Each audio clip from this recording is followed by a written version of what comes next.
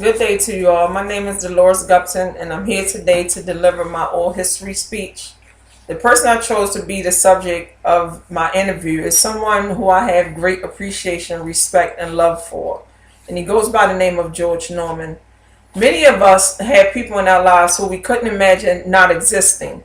Some were chosen for us, and we call them family. Some were chosen by us, and we call them friends. However, if you are lucky enough to have someone in your life who's altruistic, humble, and kind, I would indeed call you blessed.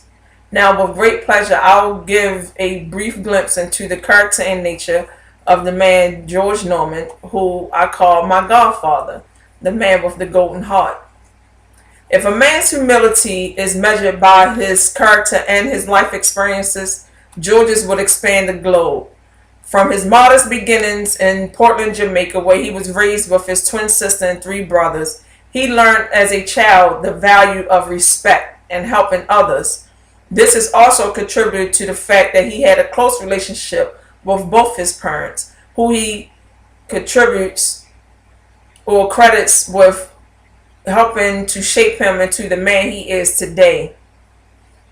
When I first met him, it was in my later years. Unlike most relationships between a child and their godparent, that usually begins when a child is young. Yet, shortly after we met, he taught me a very valuable lesson, and that is, friendship is rewarding in itself. On several occasions, I would see him go above and beyond for people that would not do the same in return. And during the interview, I asked him, I say, why is that?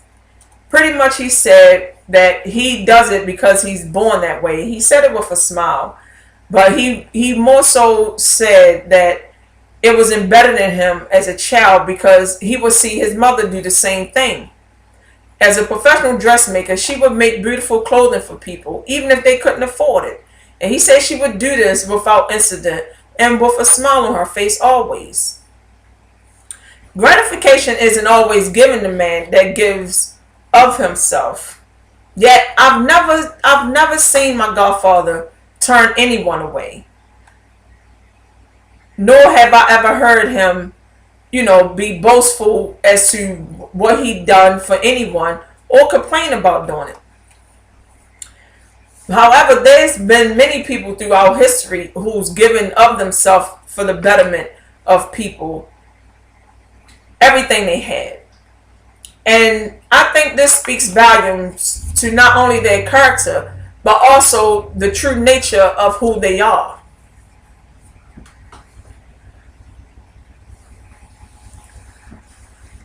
During my research, I came across an article by the lady named Lindsay Holmes. And in the article, she wrote that that there are health benefits to people who are kind to others in their lives. So during the interview, I asked my godfather, I said, do you think that this is contributed to your longevity? And as of this year, he celebrated his 73rd birthday. He pretty much said yes, but he looked at it that the reason why he is blessed is because he gives, and the more he gives, the more he is blessed by the good Lord. Just before the interview ended, I asked him, I said, was there anything that you wanted to share or any advice you wanted to give my classmates and I, as we continue to live our lives?